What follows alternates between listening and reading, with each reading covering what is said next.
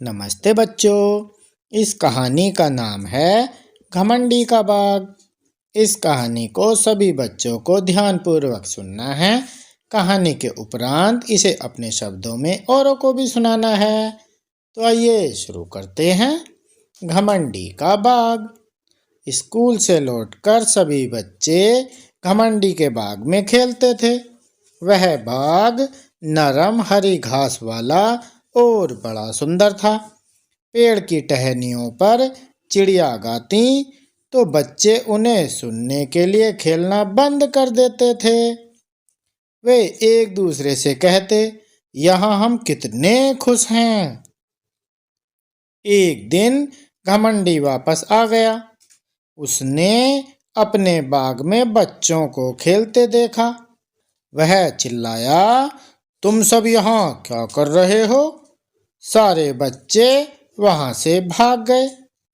घमंडी ने कहा, यह मेरा बाग है और यह सिर्फ मेरे लिए है।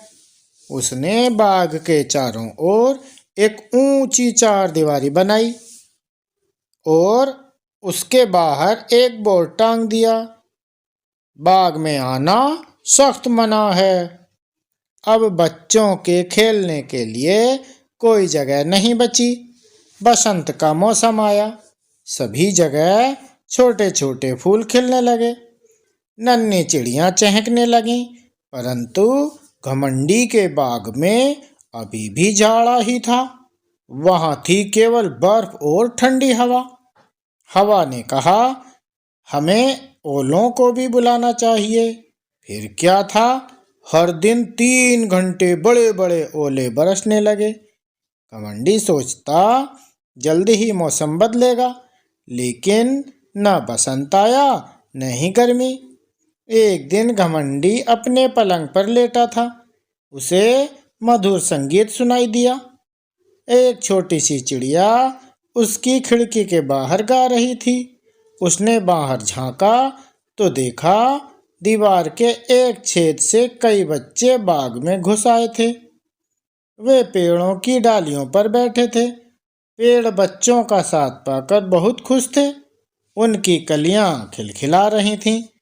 बाग के एक कोने में एक छोटा सा लड़का खड़ा था। वह इतना छोटा था कि उसके हाथ पेड़ की टहनियों को छू नहीं पा रहे थे। वह टहनियों को पकड़ने के लिए बार बार कूद रहा था। न छू पाने पर वह जोर जोर से रो भी रहा था। पेड़ ने कहा, चढ़ो बेटा, और अपनी डालियों को नीचे झुका दिया। लेकिन वह लड़का बहुत छोटा था। यह सब देखकर घमंडी का दिल पिघल गया। घमंडी ने सोचा, मैं कितना बुरा हूँ। अब मुझे पता चला कि बसंत मेरे बाग में क्यों नहीं आया। मैं उस छोटे लड़के को पेड़ पर बैठा दूंगा। उसके बाद मैं इस चारदीवारी को गिरा दूंगा, जिससे बच्चे मेरे बाग में खेलते रहें। घमंडी को अपने किए पर बहुत पछतावा हो रहा था।